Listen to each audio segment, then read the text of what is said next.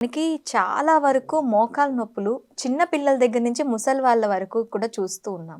చిన్న పిల్లల నుంచి మనం ముసలి వాళ్ళ వరకు మాట్లాడుకునేటప్పుడు ఫస్ట్ చిన్న పిల్లల్లో ఈ మోకాలు నొప్పులకి మెయిన్ రీజన్ ఏంటంటారు? చిన్న చిన్న పిల్లలది గ్రోయింగ్ ఏజ్ ఉంటది. అవును. వాళ్ళ వయసు పెరిగేటట్టు హైట్ పెరుగుతారు. హ్మ్. అండ్ 21 ఇయర్స్ మనకు అటైన్ అయినప్పటి వరకు మన బాడీ ఫుల్లీ డెవలప్డ్ ఉండదు. అవును. ఇప్పుడు మన బోన్స్ ఉంటాయి కదా, మన బోన్స్ ఫ్యూజ్ కూడా విత్ ఏజ్ అవుతాయి అన్నమాట. ఓకే. అయితే మన గుజ్జు డెవలప్ అవ్వడం, లేదంటే బోన్ స్ట్రాంగ్ అవ్వడం, హ్మ్. ఇవన్నీ 21 ఇయర్స్ వరకు అవుతాయి. హ్మ్.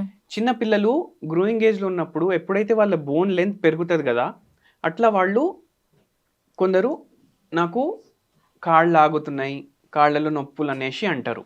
అవును. కానీ కొందరిలో ఏమవుతుందంటే ఒక్కొక్కసారి బోన్ సరిగా డెవలప్ అవ్వవు. ఎందుకు అవ్వవు? ఇప్పుడు వాళ్ళకు విటమిన్ డి డెఫిషియన్సీ ఉంది. విటమిన్ డి డెఫిషియన్సీ ఉండడం వల్ల మన బాడీలో కాల్షియం సరిగా అబ్జార్బ్ అవ్వదు.